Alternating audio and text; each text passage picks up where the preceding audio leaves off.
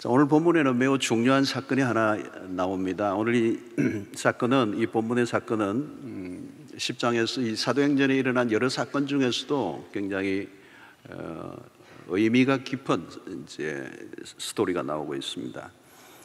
본문에 두 사람이 나오죠. 고넬료라는 사람이고 한 사람은 베드로라는 인물입니다. 전혀 다른 사람입니다. 이 고넬료는 이방 사람, 로마의 백부장, 군대 장교입니다. 그리고 베드로는 유대인으로서 사도인데 이 두 사람이 어떻게 만나게 됐느냐 하는 것입니다. 이 만남의 모든 과정에는 오늘 보면 성령이 직접 구체적으로 다 알려주십니다. 그러니까 이 두 사람이 만날 수밖에 없도록 이끄시는 하나님의 섭리를 우리가 보게 됩니다. 성령이 굉장히 구체적으로 간섭하셨다는 것은, 이 두 사람이 만날 수밖에 없게 하셨다는 것은 이 사건이 주는 메시지가, 상징적인 의미가 많다는 걸 의미하죠. 1절을 보면 가이사랴에 고넬료라는 사람이 있으니 이달리아 부대라는 군대 백부장이라. 이 가이사라는 로마의 총독부가 있는 곳입니다. 그리고 가이사라, 시저라는 황제의 이름을 딴 동네죠. 이 고넬료는 장교고, 이 고넬료는 우리가 흔히 오늘날로 하면 코넬리우스 많이 하죠. 고넬료를 그렇게 발음을 합니다. 전형적인 이방 사람이죠. 그런데 놀라운 것은 이 사람이 하나님을 믿고 있다는 겁니다. 이미 복음이 들어갔다는 거, 로마에.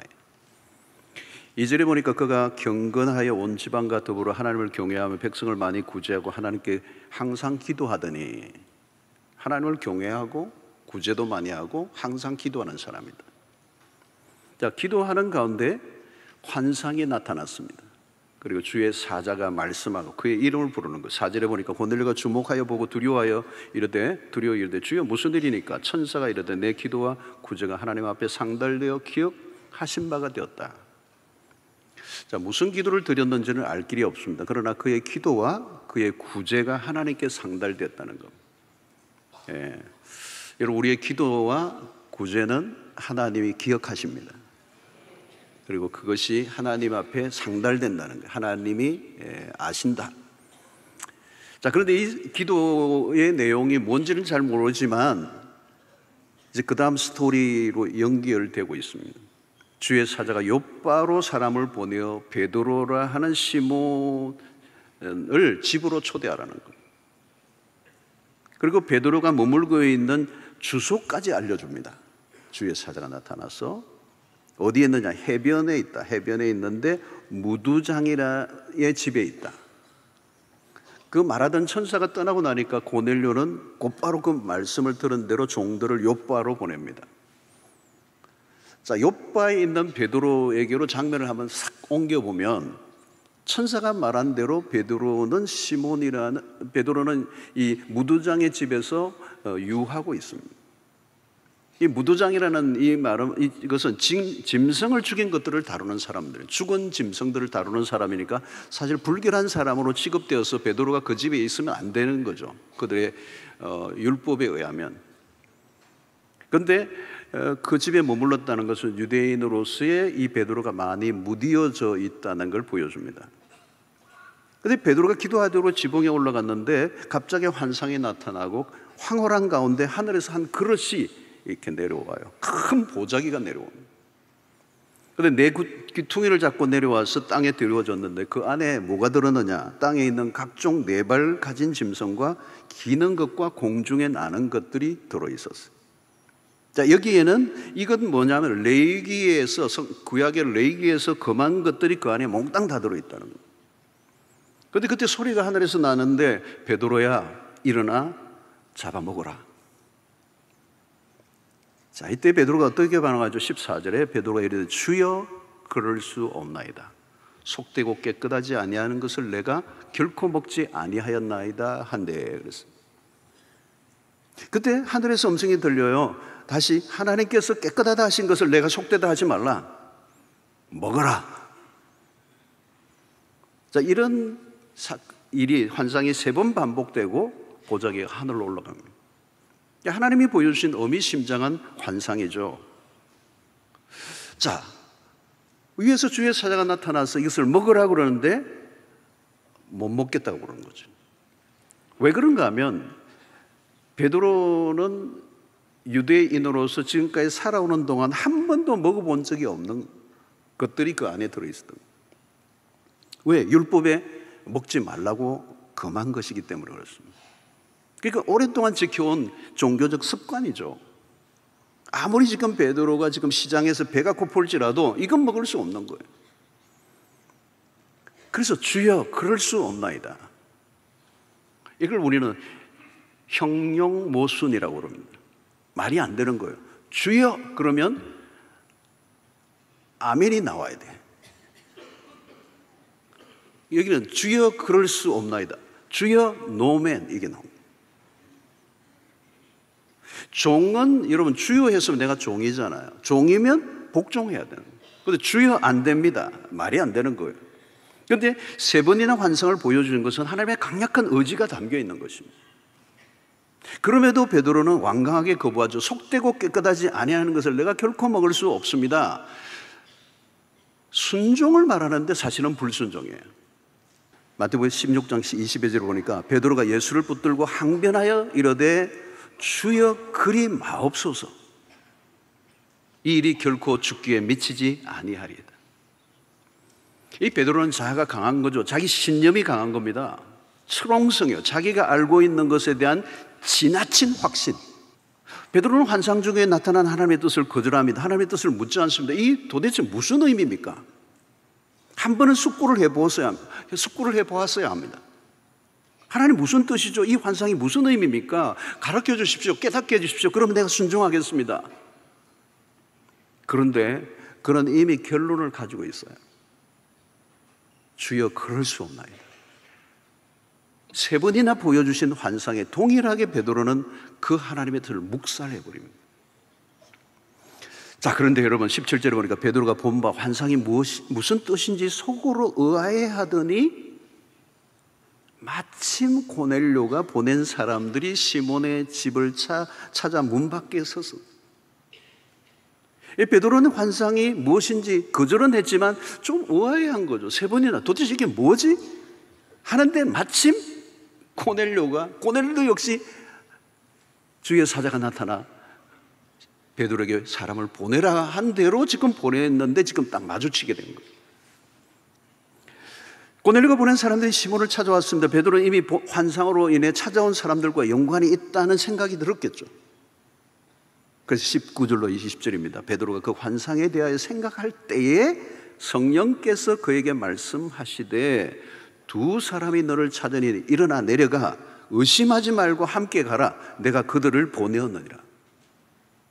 성령께서 베드로에게 구체적으로 가르쳐 주었습니다. 베드로는 이 보여진 환상이 고넬료의 집으로 가라라고 하는 말임을 알게 되죠. 그리고 곧바로 그 사람들과 함께 고넬료의 집에 갑니다. 자, 그런데 이러면 이것이 우연이 아닙니다. 정말 잘 짜여진 각본에 있는 것처럼 돌아가고 있는데 하나님의 조밀한 간섭하심 속에 이 베드로를 고넬료의 집으로 보내시고 만나게 하신 거예요. 그런데 이 두 사람은 로마의 군인인 이 고넬료와 유대인인 베드로가 만날 수 있는 가능성은 전혀 없는 거예요. 그런데 놀라운 조합이 지금 일어나는, 겪고 마주칠 수 없는 두 사람이 만나고 있는 거죠. 그래서 이 베드로나 고넬료가 본 환상이 그대로 지금 이 오늘 본문에서 이루어지고 있습니다. 자, 여러분, 베드로가 고넬료의 집에 들어갑니다. 고넬료와 함께 사람들이 베드로를 기다리고 있습니다. 베드로는 자신이 찾아온 경위를 얘기합니다. 내가 유대인으로서 이방인과 교제를 가까이 하는 거 위법이다. 그런데 하나님께서 지시를 하셨기 때문에 내가 당신들에게로 왔다. 무슨 일로 날로 불렀느냐? 자초지청을 설명해달라는 거죠. 그러니까 고넬료가 이렇게 합니다. 나흘 전에 이맘때쯤에 기도하는데 갑자기 한 사람이 빛난 옷을 입고 내게 말하기를 당신이 있는 곳을 알려주어서 당신을 만나고 당신을 초대하라고 말씀하셨다. 그래서 당신을 모셨다. 그래서 당신이 하는 말을 듣고자 지금 여기에 모여 있다. 우리는 하나님을 믿고는 있지만 좀 더 알고 싶다. 여러분, 여기에서 베드로는 그 환상의 의미가 무엇인지를 비로소 깨닫게 되는 거예요. 그러면서 베드로가 매우 중요한 말을 오늘 10장 34절에 해요. 베드로가 입을 열어 말하되 내가 참으로 하나님은 사람의 외모를 보지 아니하신다. 굉장히 중요한 메시지예요, 이게. 하나님은 사람의 외모를 보지 아니하신다. 이 외모가 아니고요, 유대인들만의 구원이 아니라는 걸 깨닫는 거예요. 하나님은 유대인이나 이방인을 따지지 아니하신다는 얘기예요. 그래서 베드로가 말씀을 전하는데 이방인들에게도 성령이 임하시는 거예요. 그러니까 베드로와 함께 온 할례 받은 신자들이 이방인들에게도 성령이 부어지는 걸 보면서 놀랍니다. 유대인들에게만 아니라 이방인들에게도 성령이 부어지고 이방인들이 예수를 믿는 역사가 일어난 거예요. 여러분, 이것은 베드로가 가지고 있던 편견의 벽이 무너지는 순간입니다. 그가 견고한 선입견이 깨어지는 거예요. 자신이 알고 있던 것과 전혀 다른 역사가 펼쳐지고 있는 것을 놀라는 겁니다. 성령이 모든 사람에게 내려오신다. 여기 핵심은 모든 사람이에요. 이것은 이미 베드로가 성령 충만한 상태 가운데 사도행전 2장에 외친 설교에서도 요엘 선지자의 예언이 이루어지고 있는 거예요. 성령은 모든 육체에게 부어질 것이다. 그게 지금 성취되고 있는 것입니다. 자, 그러면 하나님이 베드로에게 보여주신 이 환상이 무슨 의미인지가 분명해져요. 베드로는 처음에 왜 하나님이 보여주신 그 환상에 그렇게 거부 반응을 보였는가? 원인이 뭐죠? 그가 가지고 있는 고정관념이에요. 다르게 표현하면 선입견입니다. 그 선입견은 어디로부터 왔을까요, 여러분? 그의 세계관입니다. 누구나 자신 안에 만들어진 세계관이 있습니다. 여러분, 베드로의 세계관은 유대주의 배경을 가지고 있어요. 유대주의적 배경이라는 말은 배타성이 강하다는 거예요. 유대인이 아닌 이방인에 대한 편견이 매우 많아요. 그 유대인의 우월의식, 다른 민족을 무시해버리는 거예요. 왜? 혈통을 중요하게 해요. 유대인의 혈통. 그래서 여러분, 정통 유대인들은 유대인이 아닌 사람과 만나는 것조차 꺼려해요. 왜? 무시하는 거예요. 혐오해서, 다른 민족을 혐오했어요. 개처럼 취급을 했어요. 여러분, 유대인의 이 뿌리 깊은 고정관념이 그들의 세계관 안에 자리를 잡고 있었기 때문에 유대인이 아닌 사람이 구원받는 거, 이거 낯선 거예요. 유대인의 관점에서 본 이방인들은 그냥 다른 나라 사람이 아닙니다. 철저히 배타하는 거예요. 그런 세계관은 유구한 역사 속에 형성되었습니다. 문제는 복음을 받아들이고 예수를 믿고 있는 사람에게도 이 세계관이 바뀌지 않는다는 거예요.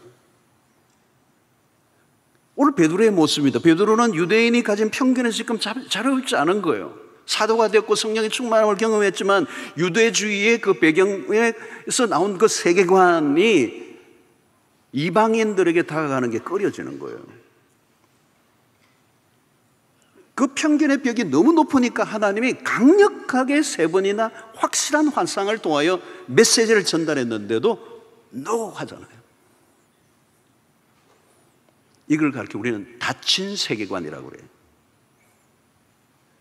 3번이나 NO 하는 이것에서 편견이 만들어낸 고집이 얼마나 센가를 보여줍니다. 예수를 믿어도 각자의 편견과 선입견을 가지고 대립각을 세우고 갈등과 정쟁이 멈추지 않습니다. 적개심과 분노심이 남아 있습니다. 우리 민족이 갖고 있는 아픔이에요. 그런데 문제는 뭐예요, 여러분? 이건 어느 사회나 있어요. 어느 사회나 있는데 중요한 것은 이런 정치적, 인종적, 때로는 이념적, 사회적 편견 때문에 복음의 전진을 방해한다는 거예요. 자, 여러분, 이 대표적인 게 뭐냐면 요나스입니다. 요나스를 보면 요나 선지자는 민족주의적 편견이 있어요. 여러분, 자기 민족을 사랑하는 것은 누구나 자연스러운 겁니다. 그런데 그 민족주의가 다른 민족에 대한 배타주의로 나가는 게 문제라는 거예요. 하나님은 니느웨로 가라고 하는데 그는 다시스로 가버립니다. 그 안에 민족적 편견이 있었던 거예요. 요나는 니느웨가 하나님의 구원을 받는 걸 원치 않았어요. 유대의 숙적이었던 니느웨가 하나님께로 돌아오는 거 원하지 않았어요. 그대로 망해야 돼. 하나님은 니느웨를 사랑하고 그 땅의 백성에 구원받을 백성이 있다는 걸 알아요. 그 땅에 대한 긍휼의 마음을 갖고 있지만 이 선지자는 하나님의 긍휼을 이해하지 못합니다. 니느웨를 사랑할 마음이 눈꼽만큼도 없어요. 그런 선지자임에도 하나님의 부르심을 거부합니다. 그는 편협된 민족주의. 여러분, 인간의 편견이 이렇게 무섭습니다. 그 편견이 만들어낸 고정관념은 하나님 뜻보다 더 강해요. 그 편견이 소명까지 가로막아 버리는 거예요. 결국은 그는 다시스로 도주해 버립니다. 우리는 요나의 모습을 보면 환상 중에 보이신 것을 거부하는 베드로와 오버랩되고 있는 거예요. 여러분, 계시록을 보면 이런 구절이 하나 나와요. 계시록 22장 2절을 보면 길 가운데로 흐르더라. 강자 위에 생명나무가 있어 12가지 열매를 맺되 달마다 그 열매를 맺고 그 나무 잎사귀들은 만국을 치료하기 위하여 있더라. 이 만국을 치료한다는 게 뭘까요? 민족적 편견들로 인하여 서로 저주하고 상처를 주고 받았던 것을 치유하는 날이 올 것이라는 거예요. 사랑하는 성도 여러분, 복음은 인간의 선입견을 뛰어넘는 겁니다. 복음은 인간들이 만들어 놓은 경계선을 뛰어넘게 합니다. 아니, 그 선을 뛰어넘어야 복음을 전할 수가 있습니다. 여러분, 예수 그리스도의 복음은 우리의 영적 시야를 넓혀줍니다. 하나님은 환상을 보여주시면 내가 깨끗하다는 것을 내가 속되다고 하는가? 깨끗하다, 속되다는 그 규정을 누가 하느냐? 내가 깨끗하다고 하면 깨끗한 거야. 하나님은 인간이 만들어 놓은 기준과 장벽을 무너뜨리십니다. 편협한 세계관을 깨뜨리십니다. 더 이상 성과 속의 구별점을 갖지 말라는 겁니다. 유대인들의 정결법에는 음식에 대한 구분이 엄격했습니다. 그러나 이제는 더 이상 먹을 것, 먹지 못할 걸 구별하지 말라는 거예요. 그러면서 하나님은 외모를 보지 않는다. 하나님은 편견을 가지고 대하지 않는다. 하나님은 편애하시는 분이 아니다. 그러면서 이 성령이 선교의 방향을 완전히 예루살렘 중심에서 유대에서 사마리아에서 땅끝으로 이동시키는 장면을 우리에게 보여주고 있는 것입니다. 사랑하는 성도 여러분, 하나님은 한 부족의 신이 아닙니다. 온 인류의 하나님이십니다. 하나님은 이스라엘을 부르신 이유가 뭘까? 이스라엘을 통한 열방을 구원하시기 위해서. 베드로는 새로운 경험을 하게 되죠. 이전에 몰랐던 세계가 열리는 것을 보았습니다. 얼마나 그가 그릇된 편견에 사로잡혀 살아왔는지를 깨닫게 되죠. 그래서 베드로가 고넬료 집에 방문은 큰 벽을 넘어선 거예요. 베드로의 영적 시야가 넓어졌습니다. 중요한 전환점이에요. 중요한 전환점. 베드로의 눈을 뜬 겁니다. 그러나 여러분, 베드로는 여전히 유대주의적 장벽에서 완전히 벗어나지 못합니다.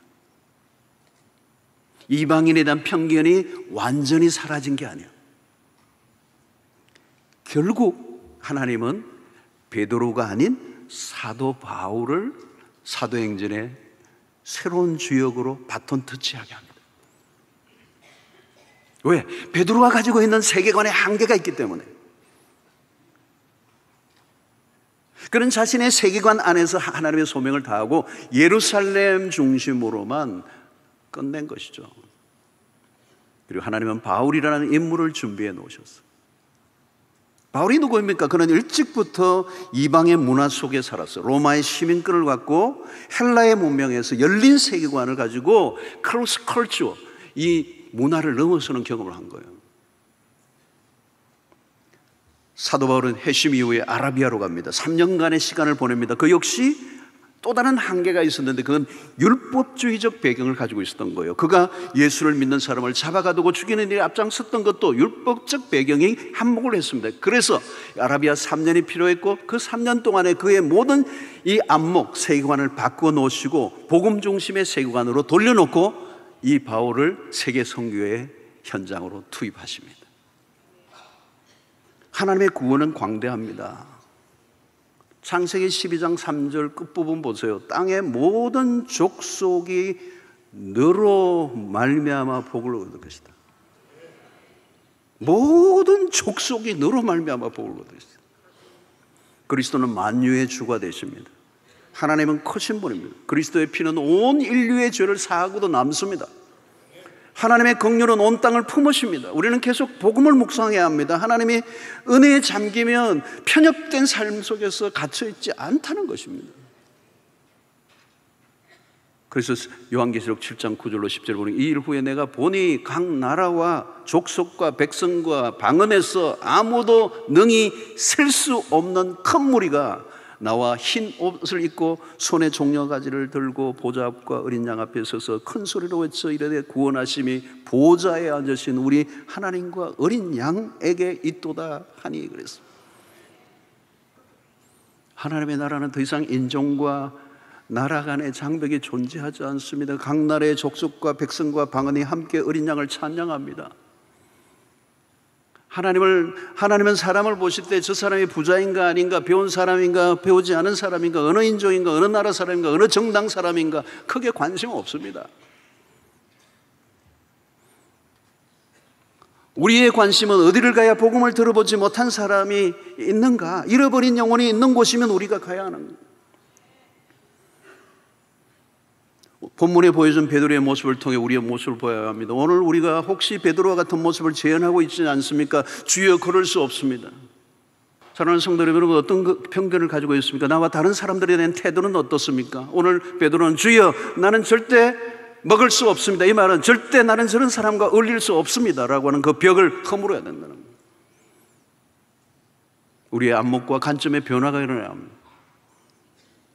하늘의 하나님이 하늘의 영광을 내려놓으시고 낮고 천한 이 땅에 인간의 몸을 입으시고 오신 그분은 최초의 선교사예요. 하늘의 영광을 가지신, 하늘보다 더 높으신 그분이 우리를 만나기 위해서 자기의 모든 것을 내려놓으시고 인간의 이 몸을 입으시고 오셨던 그리스도. 여기에는 모든 선을 다 지워버리시는 거예요. 모든 계층, 인간이 만들어 놓은 모든 그런 벽을 다 허물어버리죠. 우리와 같이 되신 분. 사랑하는 성도 여러분, 우리는 하나님의 눈으로 세상을 바라봐야 합니다. 하나님은 지금 어디를 바라보고 계실까? 복음에 하나님의 관심은 무엇일까? 복음이 필요한 것이죠. 잃어버린 양이 있는 그곳, 복음이 필요한 사람이 있는 곳이면 어디든지 가야 됩니다. 여러분, 우리는 내가 보고 싶은 것만 보고 살아갈 때가 많아요. 여러분, 잠깐이라도 고개를 돌려보세요. 복음이 필요한 사람이 보일 것입니다.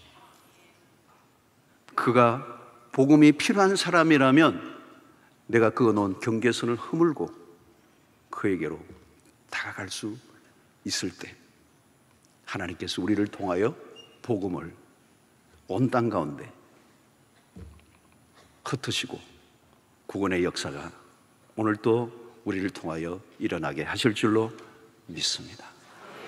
기도하겠습니다. 하나님 아버지, 주여 그럴 수 없습니다. 이 베드로의 완강한 저항, 그 내면에 새겨진 편견, 그를 둘러싸고 있는 유대주의적 세계관, 어쩌면 오늘 우리에게도 있는지 모르겠습니다. 하나님이 하늘의 영광을 버리시고 이 땅에 오셔서 우리를 위해 기꺼이 죽어주신 그 복음의 능력과 그 은혜가 우리를 사로잡아 우리가 만들어 놓은 인간의 모든 경계선을 허물고 기꺼이 다가가 예수 그리스도를 증거하는 증인의 삶을 살아갈 수 있는 저희들 되게 하여 주시옵소서. 우리 안에 있는 편견과 우리에게 있는 모든 선입견을 깨뜨려버리고 예수 그리스도의 복음을, 그 사랑을 끌어안고 하나님 나아가는, 전하는, 가는 그리스도인 되게 하여 주시옵소서. 예수님 이름으로 기도하옵나이다.